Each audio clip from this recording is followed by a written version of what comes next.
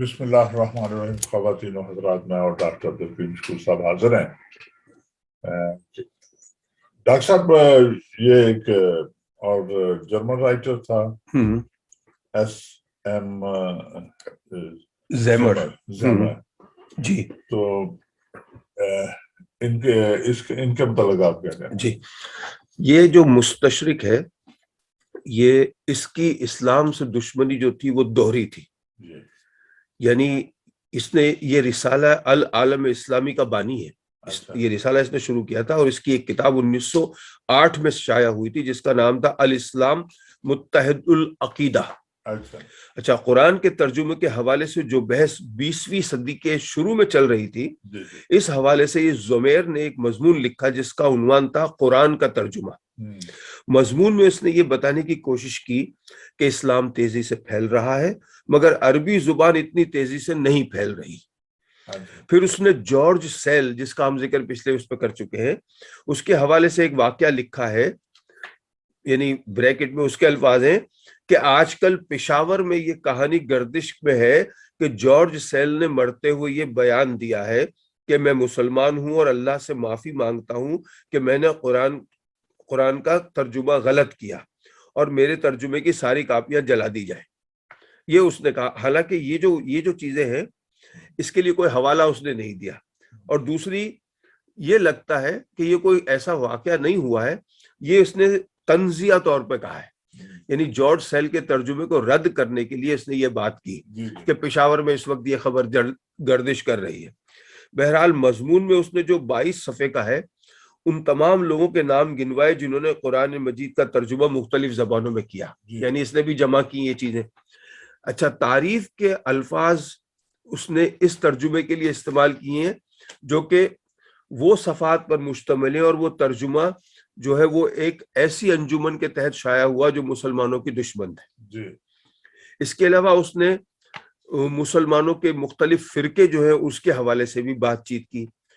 اب اس نے اپنے مضمون کو کس طرح ختم کیا ہے، وہ لکھتا ہے کہ زبان یقیناً جنت سے عربی کی صرف فصاحت لے کر نہیں آیا ہے، دوسری زبانوں کے لوگ سمجھنا چاہتے ہیں کہ اس میں کیا ہے. ہر کوئی اتنی عربی زبان نہیں جان سکتا کہ وہ قرآن سمجھ سکے، اور نہ اتنا وقت ہے کہ گھنٹوں تفسیر پڑھتا رہے. یعنی رشید، ردایا اور علماء جو ترجمے کے خلاف تھے انہوں نے تفسیر کی اجازت دی. اس زمانے میں کچھ علماء ترجمے کے خلاف تھے کہ ترجمہ نہ کیا جائے عربی کا، کیونکہ اس سے مطلب جو ہے اس میں تبدیلی آ جاتی ہے دوسری زبان کے الفاظوں سے. انہیں ایک ڈر تھا. وہ تفسیر کی اجازت دیتے تھے کہ آپ تفسیر لکھ سکتے ہیں کہ بھئی اس کے پیچھے یہ واقعات ہے، یہ والا. تو کیونکہ جتنے بھی تراجم زمیر نے اپنے مضمون میں گنوائے ہیں اس نے کم و بیش سب کی تعریف کی ہے مگر تنقید کسی پر نہیں کی. یعنی عربی زبان کے حوالے سے اور اسلام دشمنی ہے اس کی، یہ صدیوں کی اس نے بات کی. ابھی حال ہی میں BBC کی ویب سائٹ پر ایک مضمون میری نظر سے گزرا ہے. ویب سائٹ پر ایک ریسرچ کا ذکر ہے جس کا عنوان ہے عربی پڑھنا دماغ کے لیے مشکل ہے. یعنی اس میں وہ BBC کی ویب سائٹ پہ تھا یہ مضمون کہ عربی زبان جو ہے وہ بہت مشکل زبان ہے اور انسانی دماغ اس قابل نہیں ہے کہ وہ اس کو پڑھے سمجھ سکے. دوسری زبانیں پڑھنا اور لکھنا سمجھنا آسان ہے. اچھا جی، اب یہ کیسے آیا؟ اسرائیلی سائنسدان اس نے یہ دریافت کیا کہ عربی پڑھنا دماغ کے لیے مشکل ہے. اب مجھے یہ رپورٹ پڑھ کر اتنا عجیب نہیں لگا جتنا کہ اس رپورٹ کو میں نے ہمارے یہاں کی میڈیا کی ویب سائٹ پہ دیکھا اور یہ موجود ہے وہاں پر. ایسی غلطیاں اکثر ہو جاتی ہیں. ایک مرتبہ 2011 میں عید کے موقع پر اسی طرح ایک ویب سائٹ پر مضمون تھا کہ خنزیر کے گوشت پکانے کی ترکیب. یعنی یہاں کا جو میڈیا ہے بڑا برٹش میڈیا، وہ کیا کرتے ہیں کہ اپنی یکجہتی دکھاتے ہیں کہ جی اگر مسلمانوں کا تہوار ہے تو وہ اپنی ویب سائٹ پر رکھیں گے جی آپ ہم جو پکاتے کھانا میٹھے چاول سوئیاں وغیرہ، یا جو ہندو بھائی اپنا تہوار مناتے ہیں ہولی دیوالی کا ان کے بھی کچھ مخصوص کھانے ہوتے ہیں تو ان کی ترکیب دیتے ہیں تاکہ یہ رہے کہ ہم ملٹی ریلیجن ہے. وہ اپنی طرف سے صحیح کرتے ہیں دل سے کرتے ہیں کہ بھئی ہم بتا رہے ہیں کہ بھئی ہم ایک ایسی سوسائٹی میں رہتے ہیں جہاں مختلف مذہب کے لوگ ہیں, مختلف کلچر کے لوگ ہیں, ملٹی کلچرل, ملٹی ریلیجن, لیکن وہ غلطی کر جاتے ہیں نا مشورہ کیے بغیر, بس ٹھوک دیا. اب اس میں عید کے دن کھانے پکانے میں خنزیر کے گوشت کے پکانے کی ترکیب لکھی ہوئی ہے, اب ان کو یہ پتہ نہیں مسلمان یہ کھاتے نہیں ہیں. تو ایسی غلطیاں ان سے ہو جاتی ہیں. بہرحال انہوں نے, اس میڈیا نے معذرت کر لی تھی بعد میں. اچھا, لیکن یہ مضمون بھی اسی جگہ پہ تھا کہ عربی پڑھنا دماغ کے لیے مشکل ہے. اچھا, شیخ ریا ندوی نے اس کے رد میں لکھا اپنا مضمون, عربی دماغ کے لیے آسان ہے.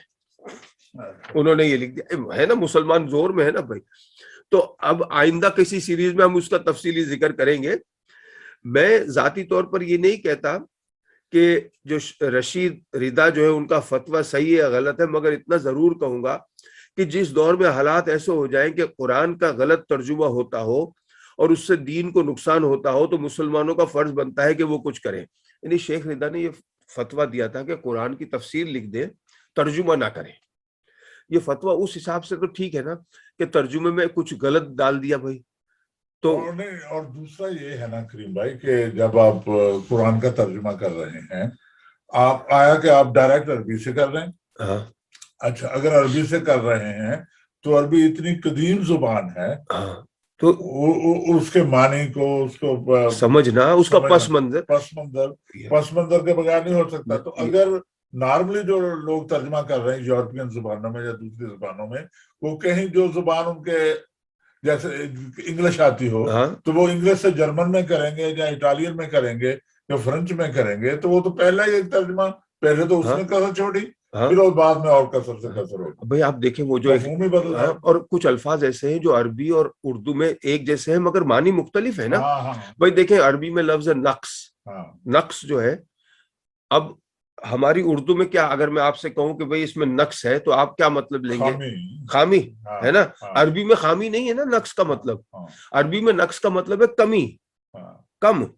وہ ایک کلاسک فرق ہے نا دونوں میں, زبان میں, زبان. تو جیسے عربی, جیسے وہ جب اس میں آتی ہے نا, وہ حدیث آتی ہے کہ عورتوں جو ہے ان کی عبادت میں نقص, وہ نقص کمی کہ ان کو کچھ ایسے دور ٹائم آتا ہے جس میں وہ نماز نہیں پڑھتی, روزہ نہیں رکھتی, مگر مرد رکھتا ہے.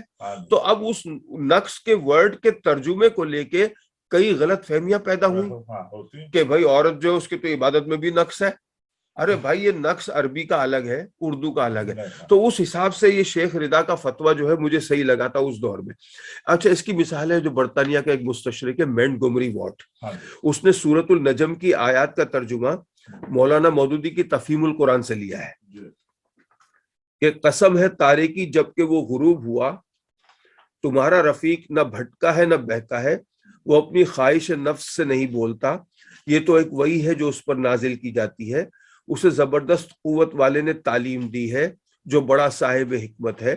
وہ سامنے آ کھڑا ہوا جب کہ وہ بالائی افق پر تھا, پھر قریب آیا اور اوپر معلق ہو گیا, یہاں تک کہ 2 کمانوں کے برابر یا اس سے کم فاصلے پر رہ گیا. اچھا, جو مینٹگومری واٹ نے اس آیت کا, یعنی یہ تو وہی ہے جو اس پر نازل کی جاتی ہے, مولانا مودودی نے کہا ہے یہ ٹھیک ہے, انہوں نے ترجمہ کیا ہے کہ یہ تو ایک وہی ہے, وہ اپنی خواہش نفس سے نہیں بولتا, یہ تو ایک وہی ہے جو اس پر نازل کی جاتی ہے. ٹھیک ہے, اب اس کا اس نے انگلش میں کیا ترجمہ کیا ہے یہ آپ دیکھیں, it is nothing but a suggestion suggested. یار یہ وہ مینٹگومری واٹ ہے جسے سیرت کانفرنس کے لیے ضیاء الحق نے پاکستان چیف گیسٹ بلایا تھا. اب وہ گیا کہ نہیں یہ نہیں پتا مجھے, بلایا تھا.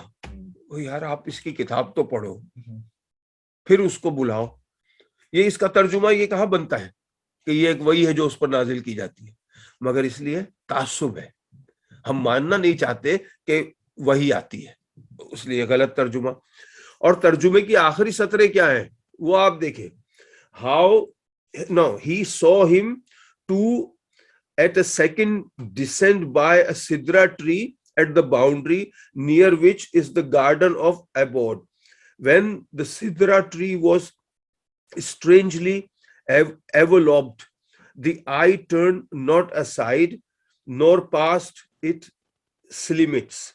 verily he saw one of the greatest signs of his Lord. اب یہ جب اردو ترجمہ جو ہے ہمارا یہ کو لے کر اس نے جو انگلش کیا ترجمہ تو غلطیاں پیدا کر دی، جان بوجھ کے کی انجانے میں کی یہ نہیں معلوم، لیکن غلطیاں کی. تو ردا جو ہے جنہوں نے فتویٰ دیا تھا ترجمہ نہ کرو تاکہ دوسرے اس طرح کی غلط فہمیاں نہ پھیلائیں، اس لیے وہ تھا. بہرحال اس کے بعد جو ہے نام آتا ہے کازانووا. کازانووا بھی جو ہے وہ ایک اورینٹلسٹ ہے، اور کازانووا کے حوالے سے جو بات ہوگی وہ یہ ہے کہ کازانووا اس کا جو زمانہ آتا ہے کازانووا کا وہ تقریباً قریب کا یہ زمانہ ہے. پول کازانووا 1226 میں یہ 1886 کا یہ زمانہ ہے، 1861 کا، فرانس کا رہنے والا تھا یہ، اور اسلام پر اس نے کئی کتابیں اور مضامین لکھے. اس نے ڈرامائی اور افسانوی انداز سے لکھا. مصنف لکھتا ہے کہ ویسے تو اس نے کافی کچھ لکھا ہے مگر مختصراً جائزہ لیں تو اس کے خیالات کچھ یوں ہیں.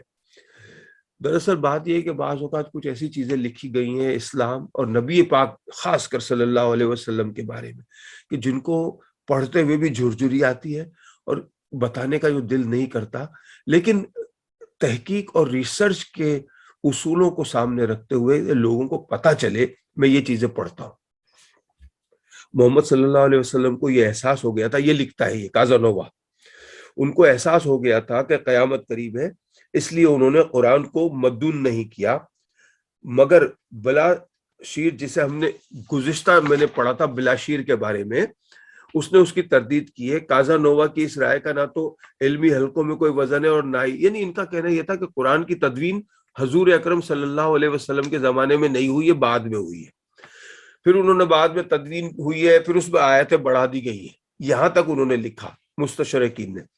کازانو جو ہے علماء اسلام نے عہد نبوی صلی اللہ علیہ وسلم میں قرآن مجید کے مدعون نہ ہونے کے اسباب اور وجوہ پر مفصل بحث کی ہے.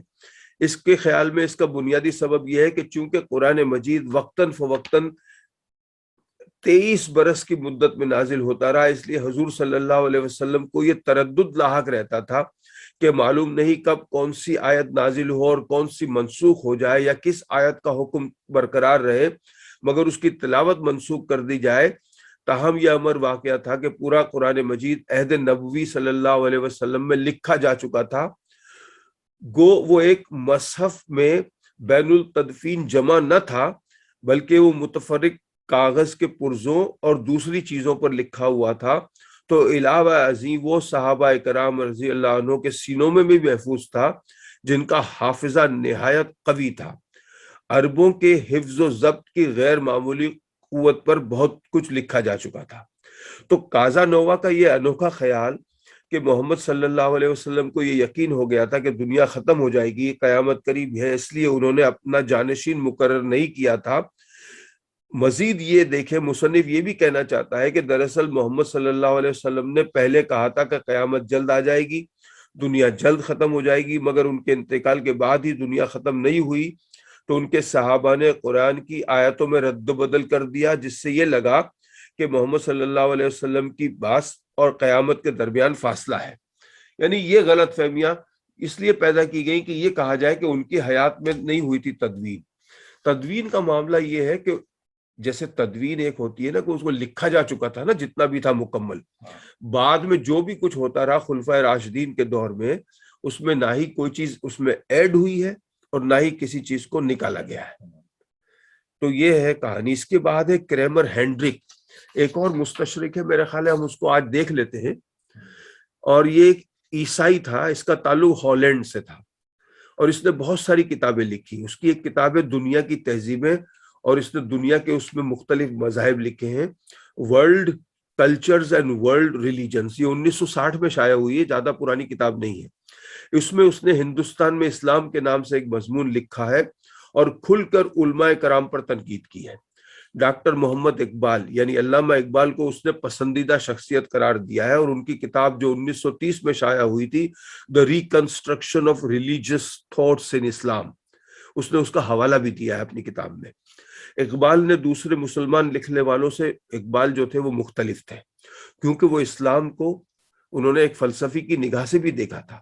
یعنی مذہب اور کلچر یا تہذیب، اور یہی صوفیانہ انداز انہیں دوسروں سے الگ کر دیتا ہے۔ علامہ اقبال کی اس کتاب پر تبصرہ کرنے کی کوئی جرات نہیں کر سکتا، مگر کریمر نے کتاب کا مطالعہ کیا اور اس کے اوپر اپنی جو کتاب لکھی اس کتاب کو میں پڑھ رہا ہوں۔ کریمر کی دوسری کتاب جو میں نے پڑھی ہے، یہ کتاب 1958 میں شائع ہوئی تھی، جس کے دیباچے میں اس نے لکھا ہے کہ اس نے یہ کتاب انٹرنیشنل کاؤنسل کی درخواست پر لکھی ہے، اور اس کتاب میں جو کچھ لکھا ہے اس کا میں ذمہ دار ہوں، کاؤنسل پر اس کی ذمہ داری عائد نہیں ہوتی۔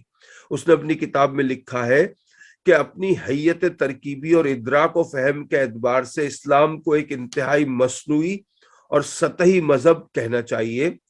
خدا کے تصور پر مبنی اس کی عظیم سادگی اس حقیقت کو نہیں مٹا سکتی، اور مذہبی زندگی کے انتہائی ضروری مسائل کے بارے میں یہ سطحی طور پر بات کرتا ہے، اسلام گہرائی میں نہیں جاتا۔